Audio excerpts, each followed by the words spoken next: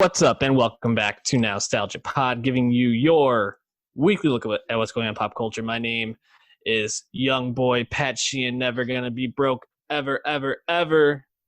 I'm here with my co-host, Dave, broke boy all the time. What's going on, man? They call me Dave Duneworm. You know, we eating out here, eating those Travis Scott burgers. What's up? It's lit, dog. Make it lit. I saw so many videos of people ordering that. Yeah, you know why I'm here, bro. Yeah. I wanted to ask you, Dave. You brought up Dune trailer drop last week. I'm just gonna say, trailer's fucking sick. Great, can't wait for it. We knew that this is gonna be the way it was. You, however, just came back from like the Dune of the United States. How are you feeling? Radar 2049, the Bay Area. For real. How was your trip? That was good, man. Unique experience to be in unhealthy air, the unhealthiest air in the world at the time. Pretty wild. Watched the French Connection on the plane ride back. I've never seen that before. Gene Hackman, a boss, as you expect. Also, a lot of other stuff, too. I watched Train to Busan on Netflix.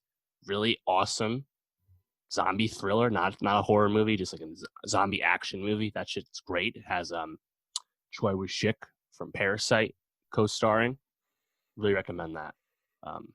Yeah, good times, even though my lungs didn't enjoy it nearly as much. I mean, the pictures were incredible for a very sad Surreal. reason. Yeah, definitely surreal.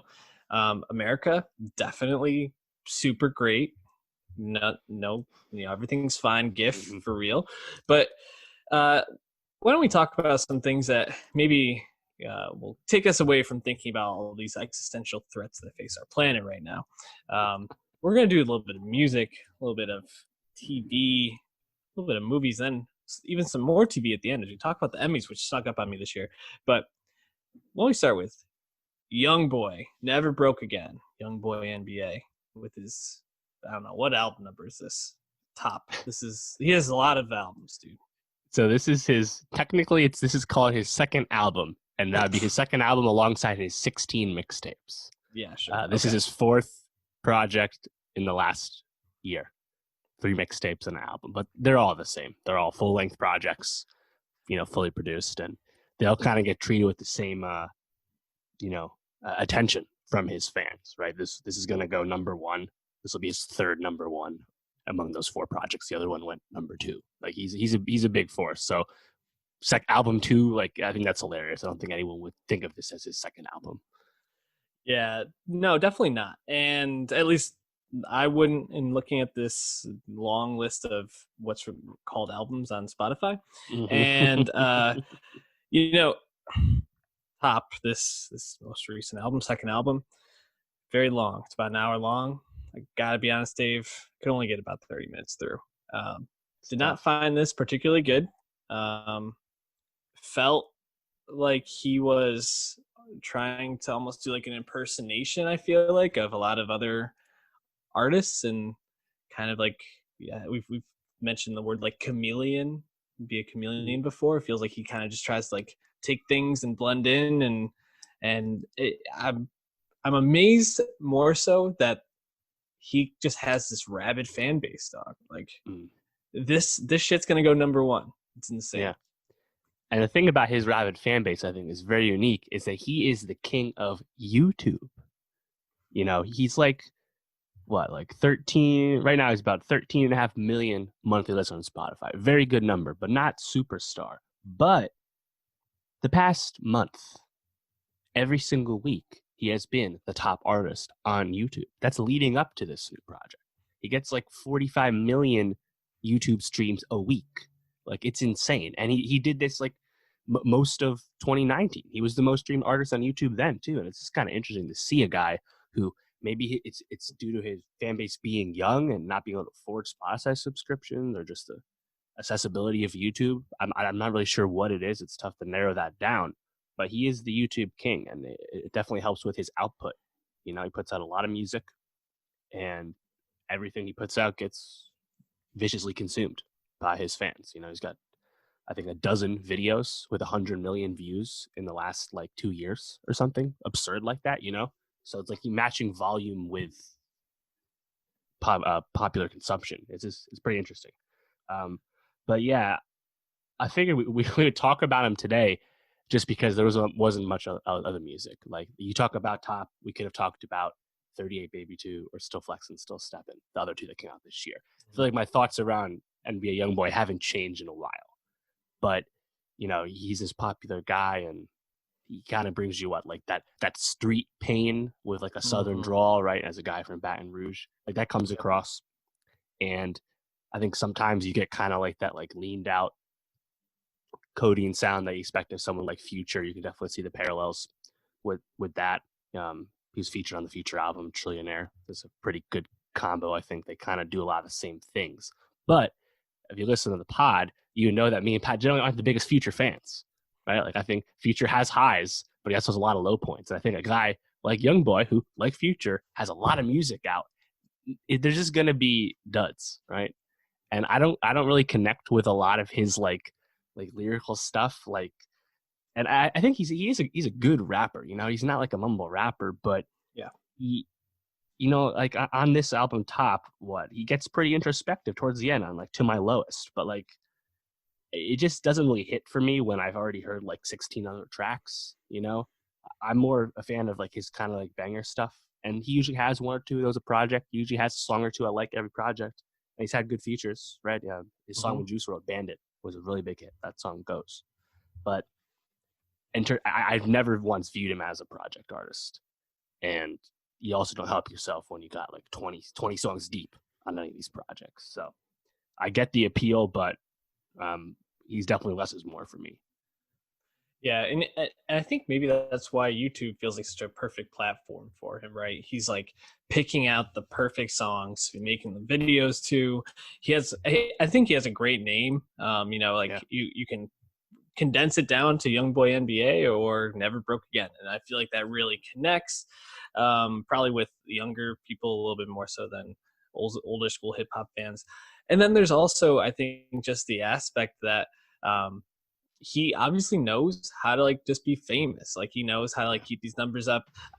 These long albums, I'm sure he knows that these songs aren't necessarily all going to be grabbing critical acclaim, but he's like, get those numbers up. That's what the game is all about now. So in a lot of ways, he knows exactly what he's doing. I give him a ton of credit for that, because I mean, if you're making pretty mid music, to be able to find ways to really like make yourself pop and stand out can be difficult, but he's obviously figured out the game. So shout out to him. And I think people are just interested in him too, because unlike someone like 6ix9ine who just trolls and actively seeks attention, NBA YoungBoy like genuinely is controversial, right? He's had lots of legal issues. He has a million kids. He has fights with his ex-girlfriend, sometimes violent. Right? Like he has a troubled past, and he's openly talked about how he struggles to escape what awaits him back home and stuff like that. And I think people like seeing that from him. He's pretty open about what his life is. So I think Joe, he was interested in him, and that probably leads to the music as well. So yeah, I mean, I expect this album, they're saying this might be his biggest album to date in terms of first week sales. So I want to hear more features from him. I was looking and I actually realized he doesn't do as many features as I thought, but like he had the one on DaBaby's album this year, Jump. I thought that was really good. I think he and a few years back with Lil Yachty, NBA YoungBoy. I think he can really burst in with a great sense of energy on guest spots. So I want to see more of those.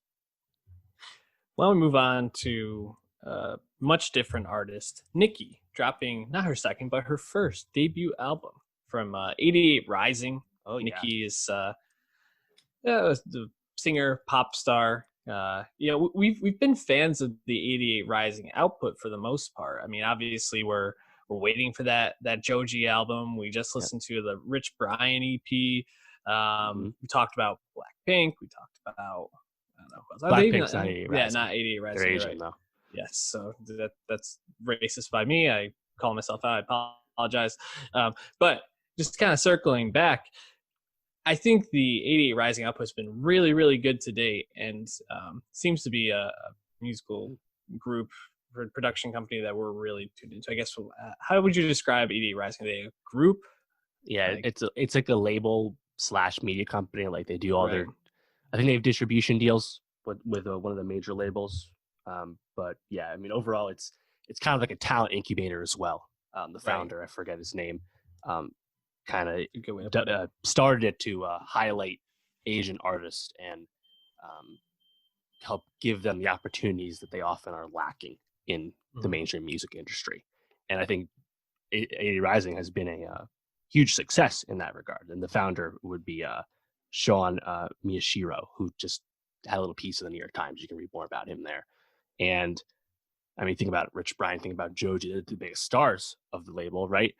And I think even look at someone like Joji. Joji, I think, is getting way bigger than I thought he would too. Like a song like "Give Me Love" is a bit of a TikTok song, right?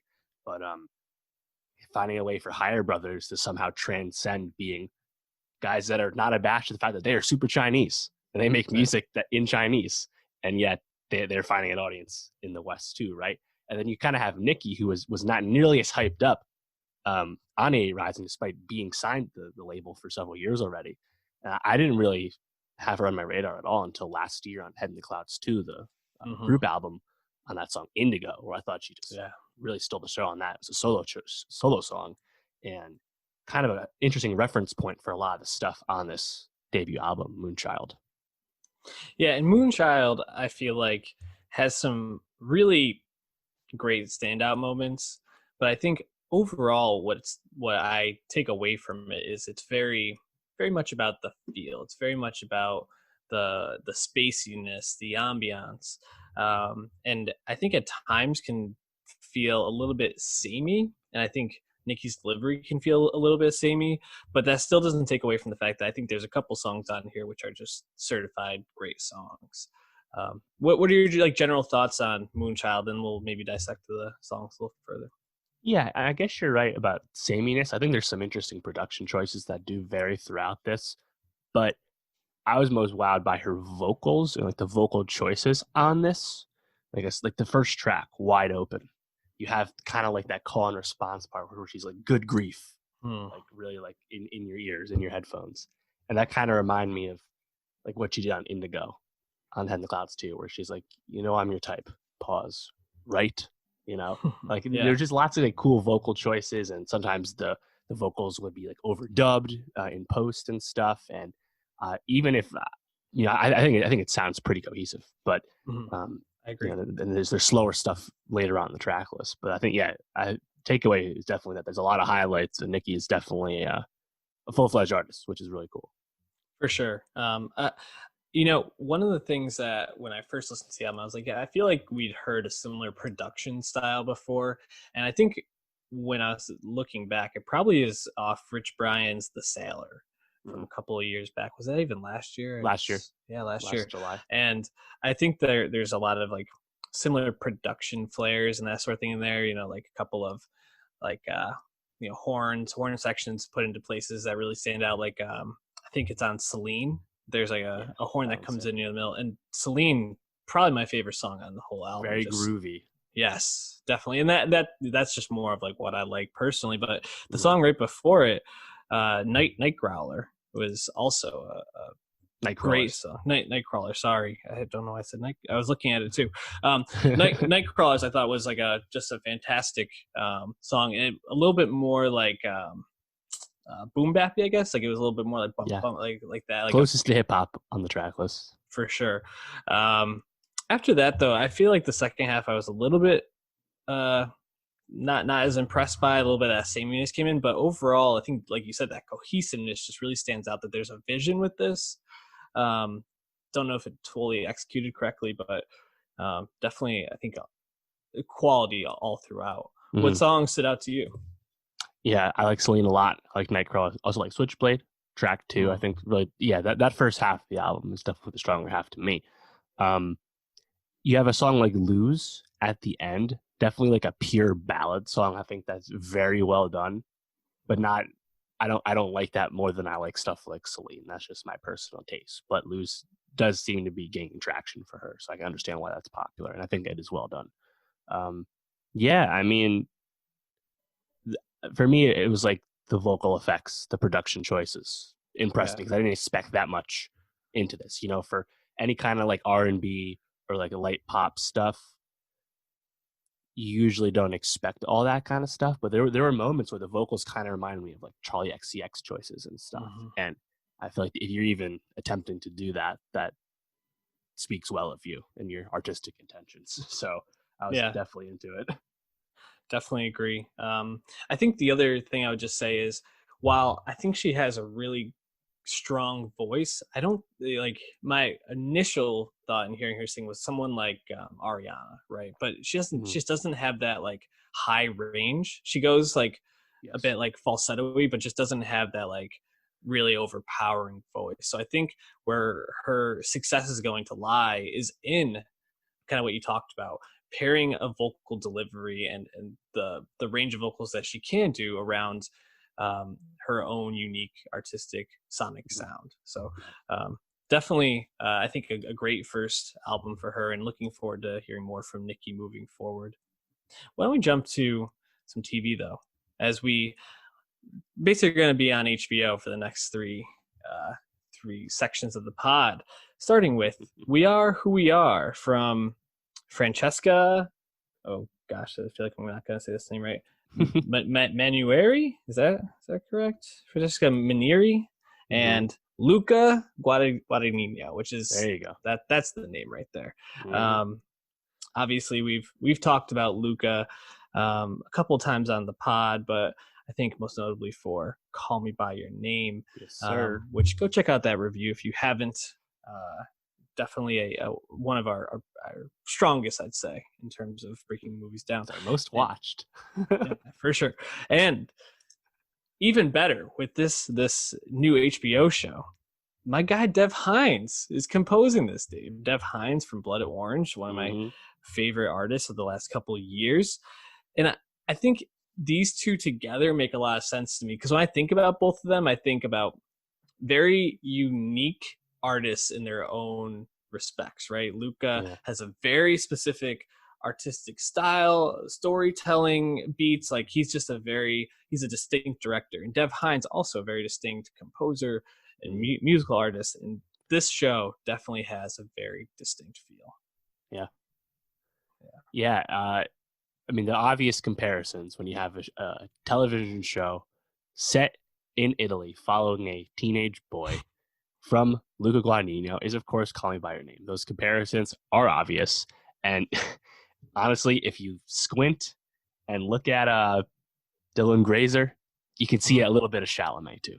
They're kind of a similar face. It's kind of uncanny.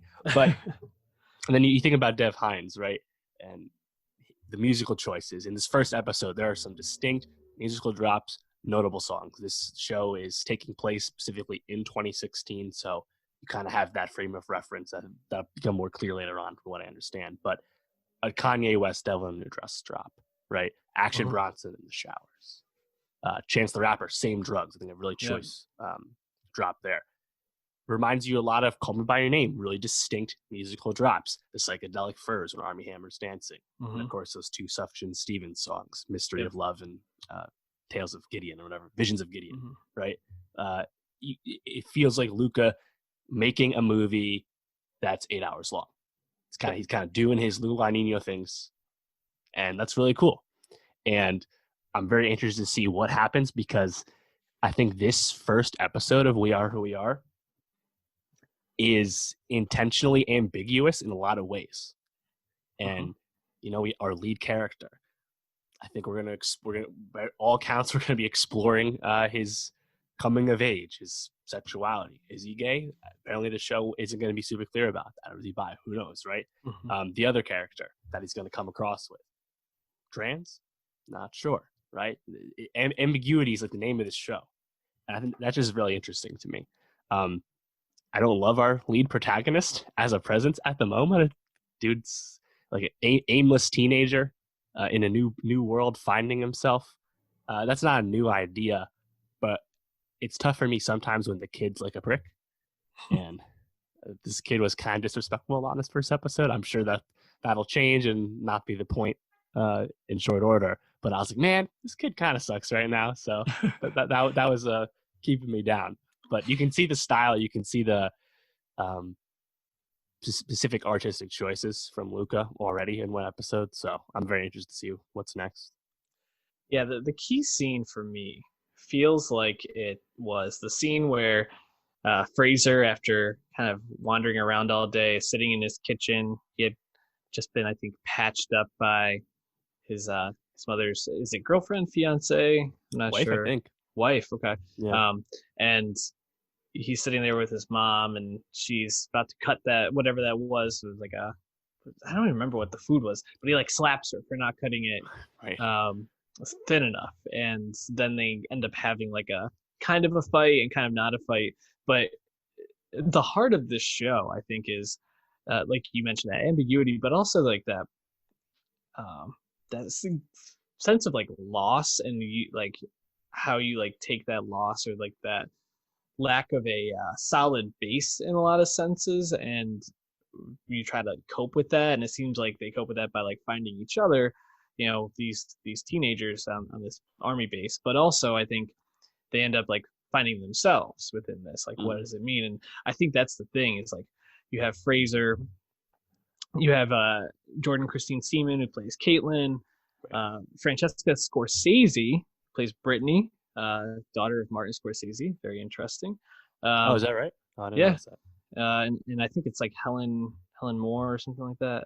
But anyways, they all seem to have like their own stuff that they're dealing with as being children on this army base. And I think as they kind of go through this story, it's going to be more about how by finding each other they find themselves, kind of like that cliche trope.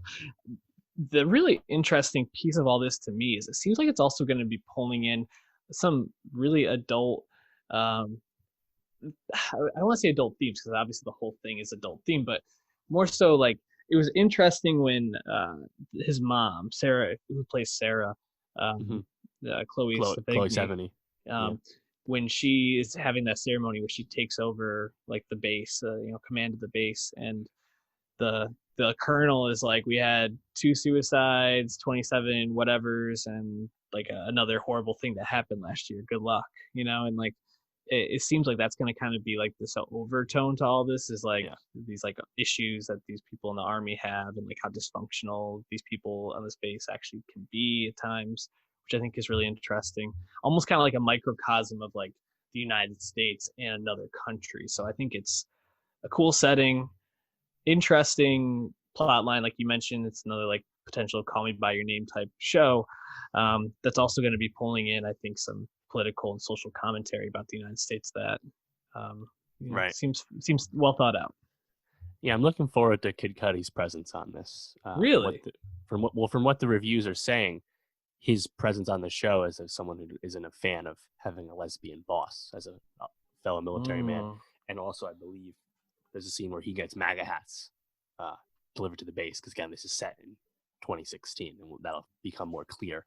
But just because like Cudi did not elevate Westworld season 3 the way we hoped, so I'm just hoping this hits a little better. That's all. Did anybody elevate Westworld season 3? Dave? Aaron Paul did not either. No. We have a lot of Westworld thoughts. Check those out, because golly, that just sucks.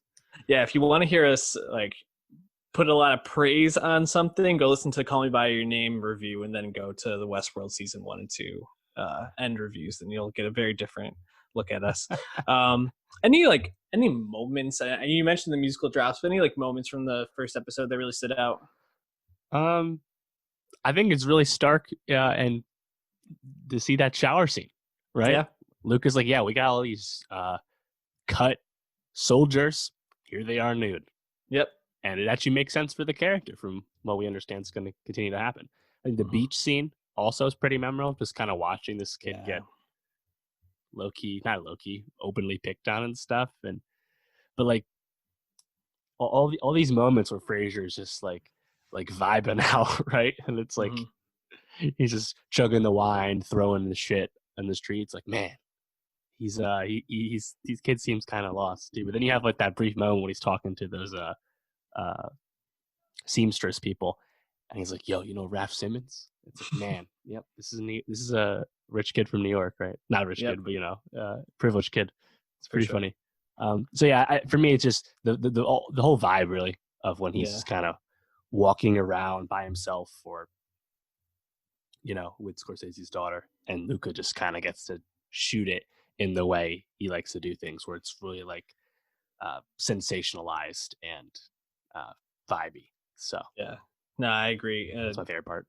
No, I agree. And just Luca's, camera work is very intriguing and interesting, and the way he just blends it all together. Just it's even though you don't really love, I think, any of the characters yet, it's still a fun hang for the most part and an interesting hang. So Right. something I'm looking forward to watching more of.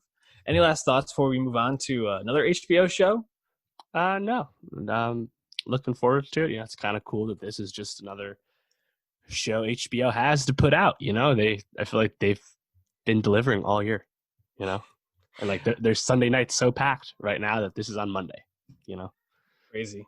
From one of our guys, Luca, to another one of our guys, Jude Law. Oh Not yeah. not Sex Pope though. We're talking HBO, but we're not talking the new Pope. We are talking the third day, which, boy, you want to talk about like a sense of like ambiguity. You mentioned the last one. I think this is maybe a little bit less ambiguous in terms of direction, but in terms of weirdness, I think these two shows kind of go toe to toe, because I finished the first episode of the third day, and I felt like I needed to like take a bath. I needed to like write a book about this. There's so much that goes on in this episode, and I'm feeling a little bit lost, Dave. How are you feeling after the first episode? Do you know where we're going? Yeah. So We Are Who We Are feels familiar from a directorial standpoint with the vibes, Yes. right? The third day, in which the first scene, Jude Law says, "We are where we are." Thought that was funny. The third day feels familiar for its like setting and trappings and mysterious nature. A lot of this reminded me of other stuff, Mm-hmm. and I guess in a similar vein, my sense of confusion to the direction and where we're going with this journey, that also felt familiar. So I think if there's something I would latch onto right now, it's probably Jude Law's acting, which is kind of the reason I'm here in the first place, right? But yeah, I mean, I got some Midsommar vibes. Wicker Yeah. Man is a common comparison people are making as well. So it's like I can already kind of guess what might happen, but we're on what mysterious island. Lead protagonist doesn't know what's happening. The people he encounters keeping their cards close to their chest. Okay, we know what this is like. Yep.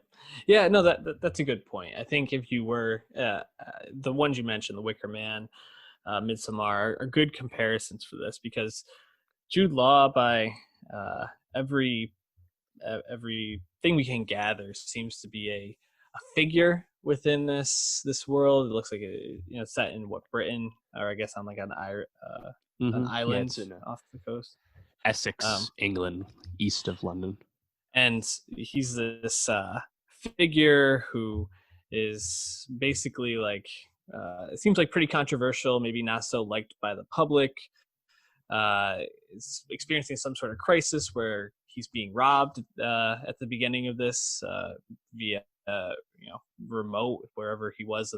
40,000 pounds have been taken from him. Yeah, from his office or wherever. Yeah, and he is wandering through the woods and sees a little girl hang herself. Which, you gotta say, if they wanted to get my attention, seeing this girl attempt to hang herself definitely woke me up, tuned me in. Quite startling and off-putting for sure. I'm glad she survived, but kind of leads Jude Law to bring her home, and now is kind of stuck at this inn on this island where people are not such fans of him, or some people are. We don't really know why, though. That's the thing. I'm very intrigued about that. I just want to know why they don't like him. I don't know if we'll find that out right away, though. Seems like we're probably going to wait on that. Yeah, and right. So I mean, we don't know a whole lot through one episode, but what we do know is that this 6-episode limited series is broken up into 2 distinct parts, 2 distinct stories on this Osea island. This first half is called Summer with Jude, of course, and then we're gonna get 3 more episodes with Naomi Harris as the lead protagonist called Winter. And then after this is done, apparently there's like a 7th pseudo episode, which is like a live experience stream thing. It's kind of unclear what exactly it is. It's not a traditional episode of TV, so that's interesting. But yeah, I mean, through one episode, I was kind of thinking, I was like, this doesn't seem as straightforward narrative wise as like The Outsider was, 7 months ago. But the vibes are still familiar, and I don't know if that's enough. I'm gonna finish it, but like it was just kind of weird to like have that moment. Like we're in the bar, right, and like the whole town's getting fucked up, and Jude's like, okay, cool, I'll do this too. Yeah, I still didn't really know what was going on, right? So yeah, I just got to see more. Yeah, what else to say? If we finish, I know this much is true. We're going to finish this. Like it's a lot more interesting. No, self-flagellation. This isn't that. People really did not like us saying that either. I think what I'm most like taken by in all of this is just like the way that it almost like made me feel off kilter, almost like it was like I couldn't get a grasp of where things were in the show, and I think that's supposed to like mimic that experience that Jude lost. Yeah, that disorientation. Good word. So I do think that's good, and I'm intrigued by like the structure of it, like you mentioned. So lot to be intrigued by. I don't know if it's good yet, but a lot to be intrigued by for sure. One last note: we got no boats on this island. You only can drive on the causeway. Like there's no boats. Like yeah. Did I miss a line or something? Like Jude can't just get a boat and get home? Like what the hell? Also, apparently, no phone service after a while, which they at least tried to explain that with the guys, fixing the lines and stuff. But it's fun. This is a real island, this with the tides and stuff. Osea Island, so has a very nice website. I was linked to. Looks pretty pleasant, but I don't think Jude's gonna have a pleasant time in the show. I don't think so either. Why don't we move on to another HBO movie this time? Unpregnant. Oh, yeah. From Rachel Lee Goldenberg, starring Barbie Ferrara from Euphoria, Haley Lou Richardson. I guess those are like the main two, right? And then you have Giancarlo Esposito jumping in a couple of times, Breckin Meyer out of the clouds. So definitely some interesting pieces going on here. I mean, the obvious, I think, comparison for movies we talked about this year is this is the lighter version of Never, Maybe, Sometimes, Always. Never, Rarely, Sometimes, Always. The movie about a young girl who seeks an abortion in New York City from, I believe it was Ohio, underage. So she wanted to go somewhere where she didn't need her parents' approval. Pretty much the same exact plot here, where the main character needs to go get an abortion, brings a friend along. But this time, there's some zany adventures that kind of lead them back together as friends. So it's a lot more lighthearted than Never, Rarely, Sometimes, Always. I'm wondering, because we liked Never, Rarely, Sometimes, Always. Did you like Unpregnant as much as that? Not as much. I like both. I think Never, Rarely, Sometimes, Always, just kind of, Live from Eliza Hittman, just really excellently well done. It's a difficult subject, and it's handled with a lot of grace, and that lead performance is really strong and carries the film. And, Unpregnant does not have those same goals. Like you said, crossing state lines to get an abortion because the powers that be require you to do that is basically the same. But this is, a buddy comedy as a result. And there are some heavier moments regarding the abortion of it all, but it's not nearly as a driving force in this movie, the way it is in Never, Sometimes, Always. So Unpregnant, though, did feel kind of like a perfect movie at home and streaming. Like it's a really well done streaming film. This was made by that Warner Max film label specifically for HBO Max. And this felt like a good home. And I think it's really pleasantly enjoyable movie. You have two good leads, two actors people like, and it doesn't kind of like go off the rails. It doesn't get super preachy about anything at the end, right? It doesn't go in any one direction. It felt consistent to me. Unpregnant, so I still like in that regard. But I think Never, Sometimes, Always sets a higher bar for itself and achieves that. So it depends what you're looking for. Totally agree. I think this is still an enjoyable movie. I don't know if it's one that I would find myself going back to, but I do think there's some fun moments within this. And I think also some moments where you end up like cheering them on and really rooting for this friendship to come about. Right. Like I think to the scene where Barbie Ferrara's character goes to visit her dad, right? And Yeah. Veronica shows up and confronts the dad and kind of tells him off, and it's kind of like this coming around moment where their friendship is kind of solidified again as Veronica sticks up for Bailey. I just felt like those moments and the funny moments were maybe a little too sparse. Like I think there was a lot of like moments that I didn't really connect with as well, or didn't find super interesting.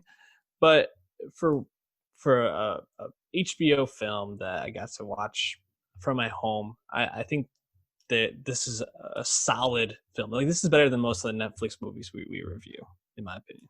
Yes. Any moments, any like anything from the movie that really stood out to you? Any performances, maybe? Yeah, I got some notes, but Haley Lou Richardson, I think, is an actor that everyone really likes. Columbus back in 2016, so long ago at this point, but that was a big breakout for her. She'll be reuniting with the director Kogata later in the year with After Yang, which is an A24 film that's waiting for release at this point. And I also really liked her in Support the Girls in 2018. And this movie, I think it does kind of play to her strength. She's just a really charismatic screen presence, kind of always, right? And also seemed astutely cast as this kind of like, what, good girl, smart girl, going to Brown in the fall, high school senior, right? Like it made sense as a piece of casting. But I've always just really liked her, and I'm looking forward to, more and more roles from her. I think her biggest hit to date would be 5 Feet Apart, that movie she has with Cole Sprouse, where they both have like I believe it's cystic fibrosis in the hospital. It's like one of those like romantic drama movies. That's her biggest hit. Not exactly what I'm looking for though, so I'm really hoping After Yang scratches that itch in terms of just top level movies. But I think she's really good. And Barbie Ferreira, I think this is her first film role because she's a new actor, right? She was modeling before she came to Euphoria. But I thought they were both really good, and the chemistry, that buddy chemistry. They're gonna rekindle their friendship throughout the movie. There's no real surprises with this narrative. You can kind of pick out the beats, but I think the movie still works because they give two good performances and play off each other well. Yeah, I agree. I think their chemistry is really good, and I also felt like the reason that they kind of grew apart makes a lot of sense for the characters, which is something that I think in these movies sometimes I don't totally connect with. It's like one person became alternative and the other one was good at school, so they just couldn't be in the same friend group anymore. But the fact that Haley Lou Richardson, as you can see when she kind of finds out that Bailey's family is falling apart with her dad wanting to leave her mom, not only I think felt like she couldn't be there for Bailey as she kind of went through all that, but it's such a normal like teenager / middle school kid thing to say, to be like, you just got really weird and like I didn't want to like be there for you. I was like, okay, you know what, that makes sense, and like I buy that because I think that's a little bit more, makes more sense for that age than like when they give it a really really deep like meaning behind it. So I felt like that fit for the movie and the tone. There were a couple, like I mentioned, Breckenmeyer, Giancarlo Esposito, a couple of big name cameos. Any of that you really liked? Esposito definitely came out of left field for me. Didn't expect him to be in this movie in kind of a bit role. But I did like the one use of him where you have this Kelly Clarkson drop earlier in the movie. There's a callback to that. And then later on, after the callback, you see that brief moment of Esposito's character, Bob, like humming the tune once again. Like, I thought that was really funny. And I thought it was nice that he got to be someone other than Gus Fring. Like, you know, even in The Boys, I feel like his character a lot of times is just like the government Gus Fring in a way. And to see him just kind of be this like goofy, like Yeah. nut basically Doomsday was just prepper or really something. nice. Exactly. I thought that was really nice. And Breckin Meyer, I mean, like I said, that guy, I don't know what he's been up to. Maybe he's been in like TV shows that I'm not watching on you know, like TNT or something. But to see him like pop up as this pro-life religious nut and who's kind of gives this like creepy vibe, I thought that was actually interesting turn for him, and I thought that was kind of a fun cameo as well. Yeah, for sure. I also two things that stood out to me when Bailey is in the funhouse, you know, when she's with the race car driver, you have this really obvious use of the quote bisexual lighting, the blues and the pinks. It's like, well, we already know she's gay or bi because she talked about that, right?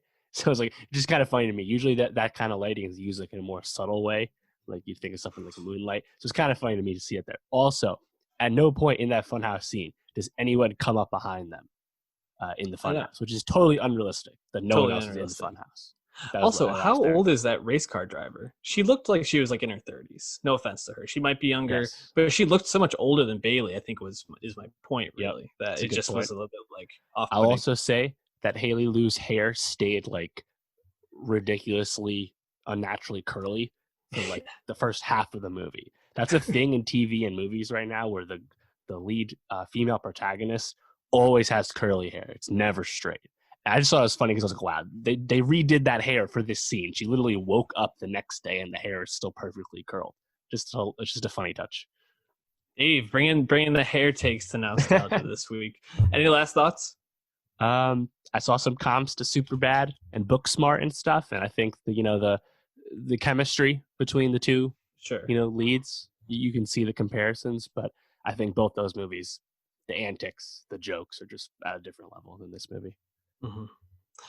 Well, Dave, it's time to do it. It's time to talk about the Emmys, which kind of crazy that they're this weekend. I could have sworn that they just dropped the nominations a couple weeks ago. So the fact that we're all here is interesting. We're going to go just through the major categories: actor, actress, and limited series / movie, comedy, and drama. So why don't we start with outstanding lead actress in a limited series or movie?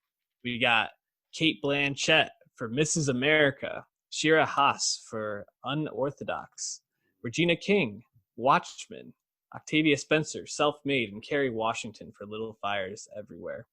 Dave, out of these 5, you've seen 2? That's correct. I do want to watch Unorthodox. That's a German limited series on Netflix that everyone really loves, and I think that was a really inspired show to get some nominations in the limited series category. So I want to see that. But yeah, I've only seen Watchmen and Mrs. America. Believe it or not, I actually have seen a couple episodes of Unorthodox as Julianne watched it and really liked it. I think this category is pretty obvious, though. I think while Cate Blanchett, and I would say even Shira Haas, from what I saw, gave really strong performances, this is Regina King, man. I mean, she's already decorated, has won a ton of awards in the past, from an Oscar to an Emmy. And Watchmen, I think, is going to have a really good night. Yeah, this would be her 3rd Emmy win in 5 years. 3 different roles at that. Really impressive. But also, Watchmen is the most nominated show of the night. 26 nominations. So you have to think one of the top ones is going to go Watchmen's way. So people like Regina King, that's quite obvious. It's also a very well-deserved win. I would love Cate Blanchett to win. I really thought her transformative performance as Phyllis Schlafly is really memorable and important to Mrs. America's success. But, I mean, you can't argue with King. And looking forward to that win because that would be her most notable Emmy win today. Like her other 2 wins and American Crime and 7 Seconds, not nearly as memorable roles. So no, I would like to see this for Watchmen. I think King's going to get it, but if not, it's probably going to be Blanchett. It's between those 2 to me. But why don't we jump to Outstanding Lead Actor in a Limited Series? This one, I think, is a little bit more difficult to parse out. We have Jeremy Irons for Watchmen, Hugh Jackman for Bad Education, Right. Paul Mescal for Normal People, Jeremy Pope for Hollywood, and Mark Ruffalo for I Know This Much Is True, which we've seen all of these, so we can have a bit more of an informed opinion about this. That's a good point. Yes, we have. You know, looking through this list, it's hard for me to not lean towards our guy Paul Mescal from Normal People. I want it so bad. I don't think he's gonna get it. That's the thing. No. So who are you going with? Yeah, Normal People didn't get a whole lot. Daisy Edgar Jones not nominated alongside Paul. Mm-hmm. Love Paul to win, but it's probably Mark Ruffalo, right? I Know This Much Is True was made to win an Emmy for Ruffalo and little else, and he got nominated. And it's an actor's performance, right? Dual roles, really showy second role, right? Like it all makes sense, but it's also not it's not well liked. This was not a well received limited series. So, but then you think of something like Jeremy Pope, right? Like Jeremy Pope, in a sense, I think this is an inspired nomination because Pope kind of elevates that role. Like Hollywood, I found Hollywood entertaining, but like a lot of Ryan Murphy productions, it is lacking in subtlety and quality writing. So Pope, in a sense, kind of went above and beyond the show and role he was given. So, but at the same time, that's another show that also got a pretty mixed to negative reception. So it's like, I feel like no one would complain if Paul Mescal won. The star-making performance that everyone was talking about in April. But I think it's probably Ruffalo. I think it's probably Ruffalo too, but I think this category is actually wide open. Ruffalo probably has the edge, but I think anyone that they choose this category has an argument to make. Like we didn't even mention Jeremy Irons, who might have some of the most memorable moments from Watchmen. As Ozymandias, we have Hugh Jackman, who we talked about how excellent he was, and really kind of like almost a comeback role in a sense for him after he's played some uninspired, big time. P.T. Barnum, this was not. Yes. So I think any of these guys can really take it, but I'm going to be rooting for Paul, but probably sad that Mark Ruffalo and his twin brother win. All right. So why don't we just jump to the best, or I guess outstanding limited series and movie. I guess it's outstanding limited series only here. We have Little Fires Everywhere from Hulu. We have Mrs. America from FX, Unbelievable from Netflix, Unorthodox from Netflix, and Watchmen on HBO.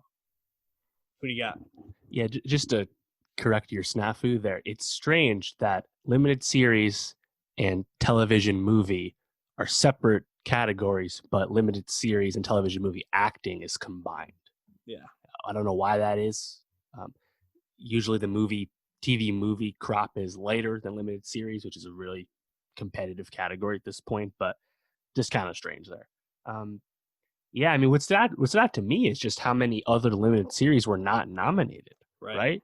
I mean, you went through the 5, but that means there was no Devs, no Normal People, no Outsider, no Plot Against America. A lot of well-liked, well-watched shows aren't here. But at the same point, I think the only show you can argue with is Little Fires Everywhere, which was not that well-liked if it was popular. The other 4, Watchmen, Miss America, Unbelievable, Unorthodox, that's universal acclaim. So really competitive, but it's pretty obviously going to be Watchmen, the most nominated show of the night. Yep, I agree. I think this category is a walk for Watchmen. And honestly, I'm pumped about that. Watchmen rules. Like, probably one of the best. The more I think about it, probably one of the best series that's come out in the last half decade. Incredibly prescient, well-timed show. Again, 26 nominations for good reason. It was the rare IP reinvention that actually delivered on immense hype and pressure. And that's the Damon Lindelof effect for you right there. Yeah, that guy's pretty good, huh? I think I like him. Why don't we jump to some comedy, Dave? You want to do supporting for limited series? Oh, sure. How about you lead off with that? Yeah, supporting actress is really cool to me because you have Gene Smart from Watchmen, Holland Taylor from Hollywood, Toni Collette from Unbelievable, and then you have 3 people from Miss America: Uzo Aduba, Margot Martindale, and Tracy Ullman. Mhm. Another loaded category. Yep. Holland Taylor sneaking in there for the nom with Hollywood just shows how well nominated Hollywood was. I believe it's the second highest nominated limited series after Watchmen. So Netflix and Ryan Murphy, they can still campaign. This is a tough one because I feel like those Miss America ladies in all likelihood will cancel each other out. You see this often with shows like Thrones when you have lots of nominations from the same show in the same category. So I don't have a good read on this one. It could just be Gene Smart if Watchmen has a huge night, but I wouldn't be surprised if Collette wins as well. I think Gene Smart feels like my choice. But I really feel like it could be any of those Mrs. America people, because if they don't take it here, is Miss America just gonna get shut out? Yeah, which would be a real shame. It would be. That's the thing. So I'm like, I feel like they got to get some love somewhere. I'm just not 100% sure where they're gonna get it. I guess out of those 3, is there one that you think would rise above the rest? I believe Margot Martindale was previously nominated for Americans, maybe a guest actress. Yeah. So she might be the most popular, likely. I'd probably go with her. But again, you could pick any of them, and even Rose Byrne, it wasn't even nominated for the show, right? Like, they're just loaded from a performance standpoint. Yeah, that's a good point. I think Martindale might be the one that I would go with, but I hope it's Gene Smart. Watchmen, I want to win as much as they can because it really deserves it. Yeah, I just really I keep going back and forth. So I'm like, there's no way Miss America doesn't get one. So I don't know. Well, so then we have supporting actor in a limited series or movie. We have Dylan McDermott in Hollywood, Jim Parsons in Hollywood, Titus Burgess for Unbreakable Kimmy Schmidt, Kimmy versus the Reverend, Yahya Abdul-Mateen II for Watchmen, Jovan Adepo for Watchmen, and Louis Gossett Jr. for Watchmen. Yeah. A lot of Watchmen in this category. That's Feels right. like they're probably going to split some votes there. I know. I would love Yahya Abdul-Mateen. Me too. That was a really impressive performance from an actor who had been around but not had a role nearly as memorable or up to his talents till that point. Very excited to see him later this year in Trial of Chicago 7. But yeah, vote splitting. We just talked about it. It's a thing. So what's that leave you with, right? Titus Burgess has been nominated a million times, but I feel like the Kimmy Schmidt wave is done, right? McDermott's here because of Hollywood. Right. And so is Parsons. I bristle at Parsons winning, but I wouldn't be surprised. Man, if he wins, I'm going to have a lot of mixed feelings about that decision. Is Kimmy Schmidt done now? I don't even know. I don't really follow the show. Yeah, it's done. This might be the year that they might give it to Titus Burgess for almost like his lifetime achievement award type thing, or I guess I guess the Emmys don't really do that much, so right. Like, did Ham ever get his Mad Men Emmy? He did win. He did. And Reese, I guess, got his too. No, Reese didn't, or was it? No, yeah, Reese did. Yeah, Reese did. The Carrie didn't. I don't know. I'm gonna go Titus in this category, but I would like to see Yahya. I think. Me too. All right, so you want to jump to comedy now? Yeah. Ha ha ha. All right, so let's pull that up.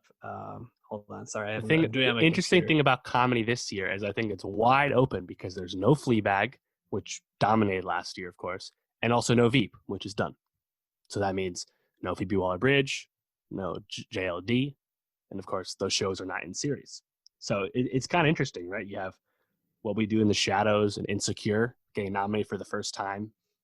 That I think nominations that are universally acclaimed, right? Everyone was really happy about that, right? Shadows getting in with its second season, Insecure finally getting in with its fourth season. So that's good stuff. But totally agree. I'm excited to see who kind of comes out of here. Although I feel like there are 2 shows that could have fairly big nights. And that would be The Good Place and Maisel. If Maisel kind of keeps its darling status with them, I could see them getting a lot of love. But supporting actress in a comedy series. Let's start with Betty Gilpin from Glow. D'Arcy Corden from The Good Place, Yvonne Orji from Insecure. Oh, yeah. I don't know if I was saying that correctly. Yep. Alex Borstein, Marvelous Mrs. Maisel. Marion Hinkle, also from Maisel. We got Kate McKinnon and Cecily Strong and from SNL, and then Annie Murphy on Schitt's Creek. Do you think there's any chance Schitt's Creek just like runs the table? Yes. Really? Yes, I do. Schitt's Creek is tied for the 4th most nominations, 2nd most in comedy after Maisel. I think it's very likely Schitt's Creek is done now.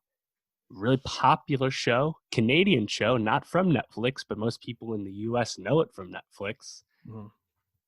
And that's another one of those like that's almost kind of an achievement win, right? Because it's a show that was on for I think 6 or 7 seasons, a lot of episodes, took a long time to get any kind of mainstream recognition. And here it is in a wide open comedy field.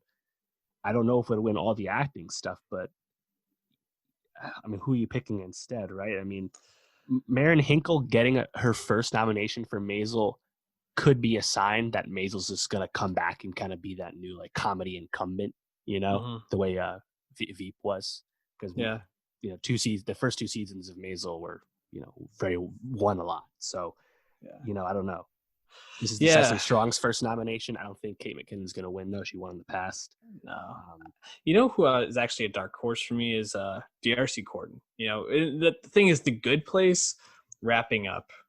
I think you could see it getting some surprise wins here, especially because DRC Corden throughout the show was probably the most impressive, playing Janet, who was this like being who could answer anything, and there's episodes that she carries completely and just stands out for playing multiple different personalities and roles within it. It just seems like if anyone's gonna take it, it'll be her. But I'm interested to see if this will really just be a Schitt's Creek night. Annie Murphy might be the one to kick it off too. We'll see. Yeah, and I mean, I don't have like strong opinions on anyone.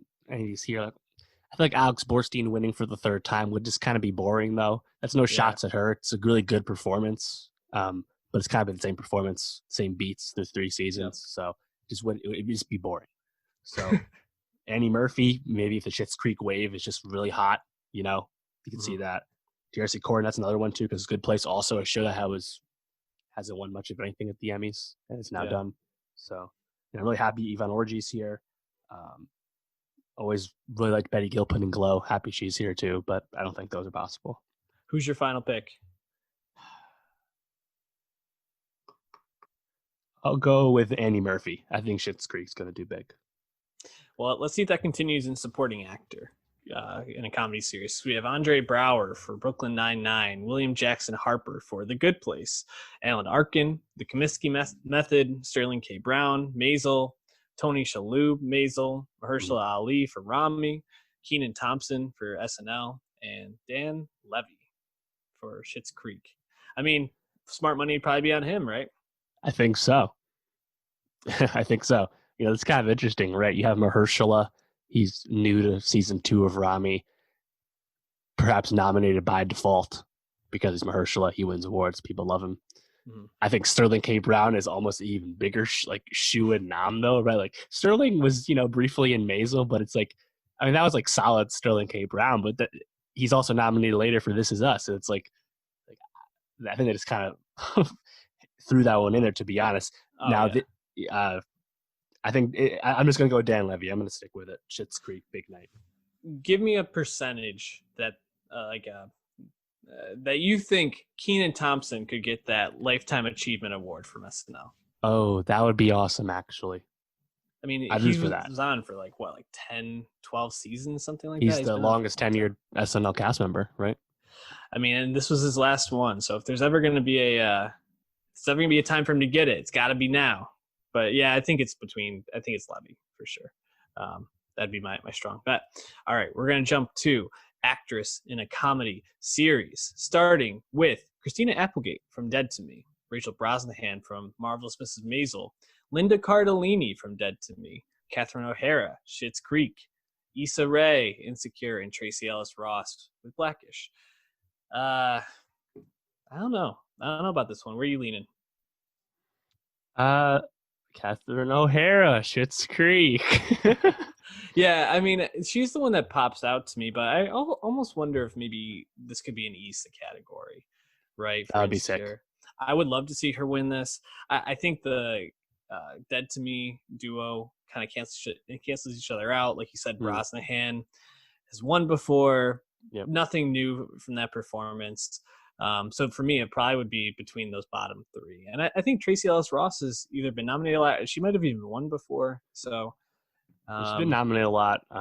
Again, no Phoebe Waller-Bridge, no Julia Louis-Dreyfus. Brosnahan is the most recent winner nominated again. So Maisel is the most nominated comedy. So it would be, in a sense, boring, but not unexpected if Maisel just gets right back up and wins some award. So, I mean, maybe a Schitt's Creek full sweep, that's probably not super likely either, even if it's going to do well. So Issa winning, though, I mean, that would be awesome. Insecure doesn't have a whole lot of noms, but more than before. Again, Yvonne Orji, her first time now.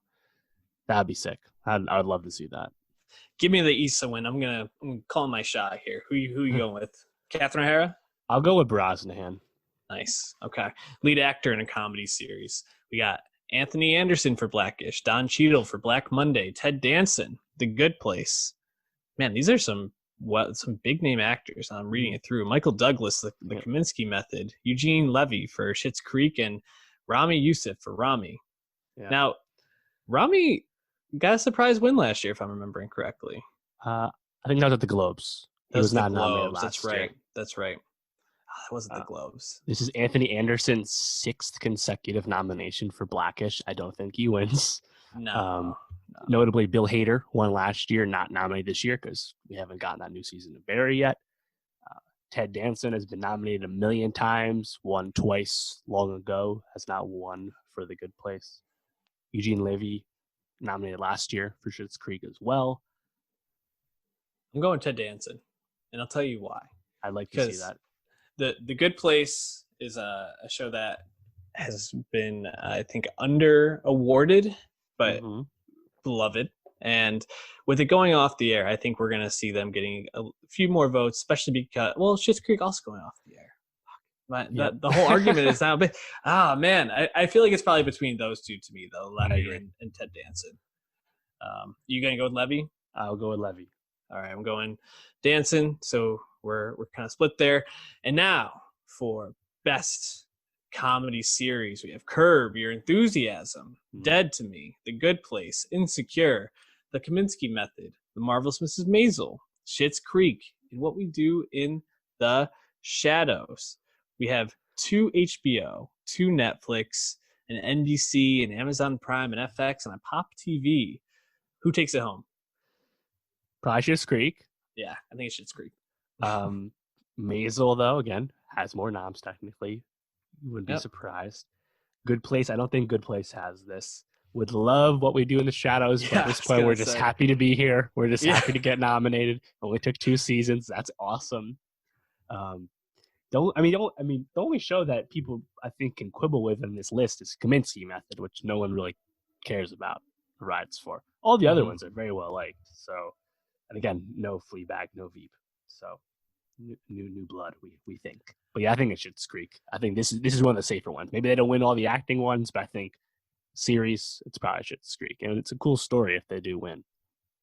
I agree. I think this is Schitt's Creek. Definitely going to be excited for them. And maybe at some point I'll get around to watching it. But yeah, put your money down on them if you want a safe bet. All right. Time to move on to the drama category. Supporting actress in a drama series. We have a lot of Big Little Lies here, which is notable because they've moved from the limited now just to can't drama be limited series. With season 2.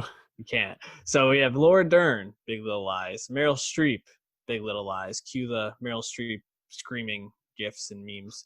Helena Bonham Carter, The Crown, Samira Wiley, The Handmaid's Tale, Fiona Shaw, Killing Eve, Julia Garner, Ozark, Sarah Snook, Succession, and Thandie Newton, Westworld. Ugh.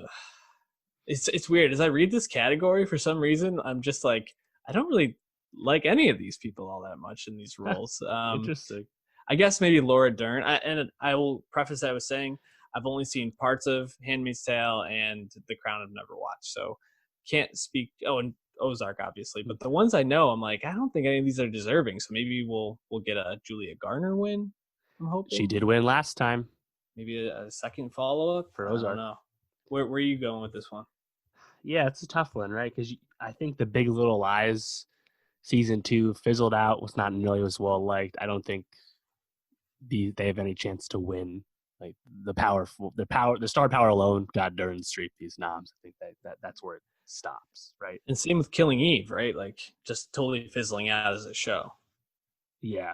So I don't think Fiona Shaw's gotten spoilers. Same for O and Comer. So, and Handmaid's Tale, another show that has kind of fizzled out. So Samira Wiley, I don't think is likely. So I think it's down to Sarah Snook, and Julia Garner. Sarah Snook is my favorite here. Yeah, I want Snook to win. Succession's the most nominated drama, tied with Ozark in that regard. So Garner or Snook, I'm definitely pulling for Snook. And this was the best Snook season for the 2 seasons, right? She was really great. Great Shiv season. Great Shiv season. I retract everything I said because I love Sarah Snook in Succession. I hope she takes it home. So forgive me, Sarah, if you're listening. Supporting actor in a drama series, though. We have Giancarlo Esposito for Better Call Saul, Bradley Whitford, The Handmaid's Tale, Billy Crudup, The Morning Show, Mark Duplass, The Morning Show, Nicholas Braun, Succession, Kieran Culkin, Succession, Matthew McFadden in Succession, and Jeffrey Wright in Westworld. Boy, so many Successions. You just have to think they're probably going to split. Although, shout out Nicholas Braun being put in the same category as those two. Crazy pull for Nick Braun. HBO really getting it done there. That's a unexpected nomination, but a just one because he's great. Born on the floor. If it is to be said, so it did. Love to see that. You also have 2 morning show nominations. The morning show in general, we'll talk about it in a little bit more too. Like a show that got a mixed reception, but had a lot of star power, and it seems that part at least paid off for it, right? Esposito, we'll talk about more about Saul in a second, because Esposito being the one acting nomination for Saul, no Reese Horn, Odenkirk suddenly not nominated. Esposito being nominated, though, just reeks of laziness, not paying attention. Like if you're gonna nominate anyone for supporting actor in Saul, it's not Jonathan Banks or Esposito, it's fucking Tony Dalton, who stole the whole season. But it just feels like Saul was completely overlooked. It got less directing nominations than it did in the past. Like is like insane. Literally criminal that she's nominated. That's by far my biggest complaint, is that Saul just got completely shafted this time around, and that's coming off its best season. Also, I have not seen The Morning Show. All I've heard is it not getting great reviews a lot of places. Beautiful mess. So you can't take Mark Duplass's nomination away and give it to Tony Dalton. Come on. But anyways, where are you going with this one? What do you got? Yeah, I mean, I would love Matthew McFadden or Kieran Culkin to win. Yeah.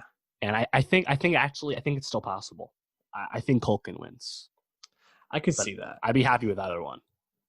I could see Culkin winning. I think maybe a dark horse here could be Bradley Whitford for Handmaids. He's really good in that show from all the scenes I've seen with him. I obviously haven't followed the whole thing, but he's a name that I feel like gets a lot of love. So I could see him maybe pulling a dark horse win, but I think it's probably between someone in the Succession world, probably Culkin. All right, moving on to lead actress in a drama series. We have Jennifer Aniston for That Beautiful Mess, The Morning Show. Olivia Colman, The Crown, our girl.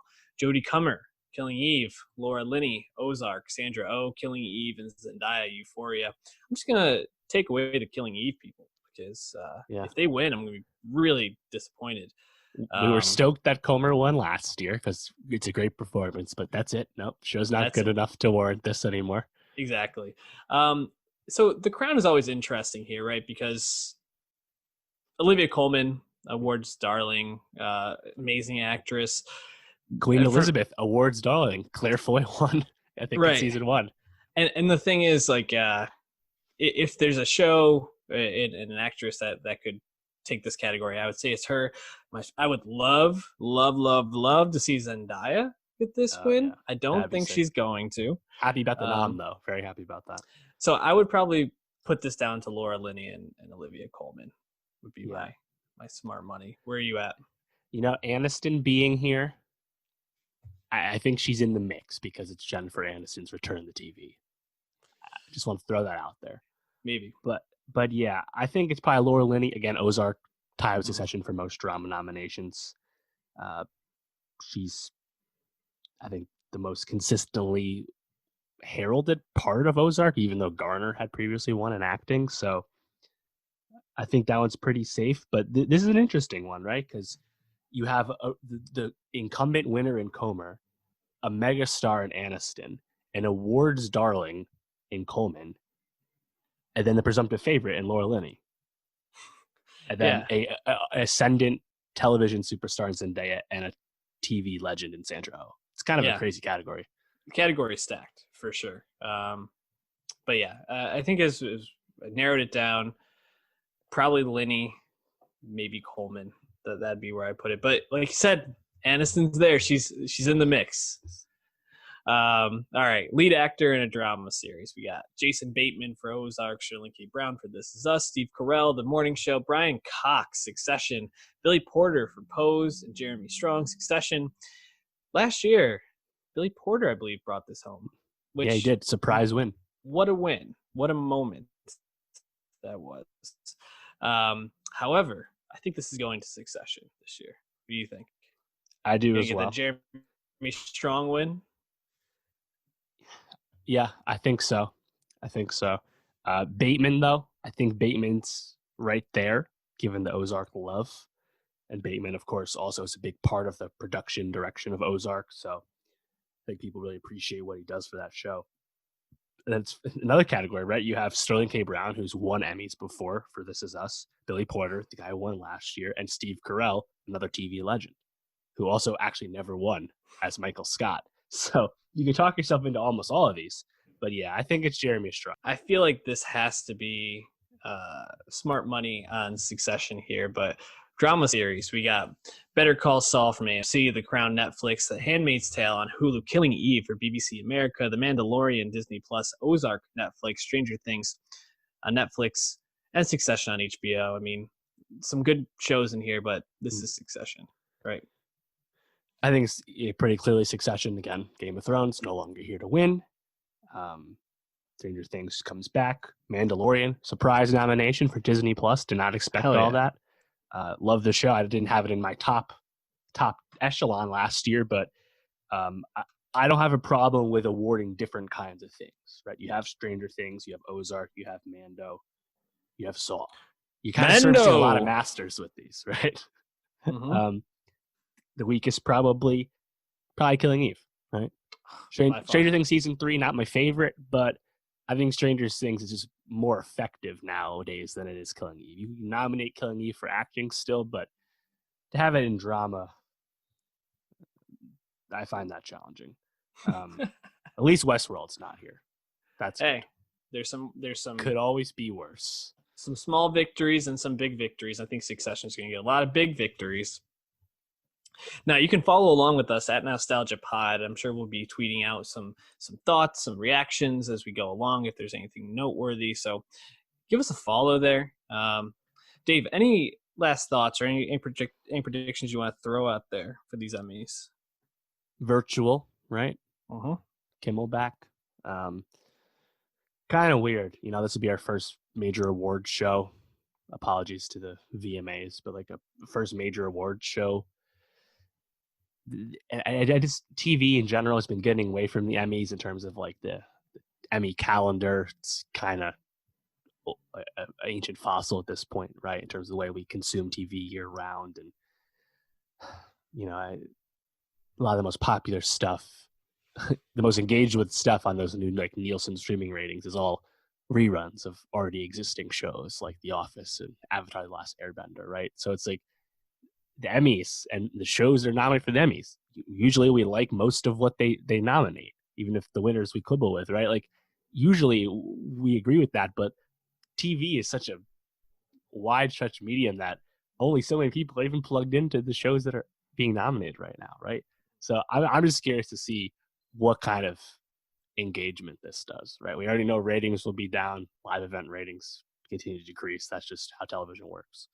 But I'm just curious to see what kind of conversation we get out of this, because it's a unique time in an already fastly evolving thing that is the television award show.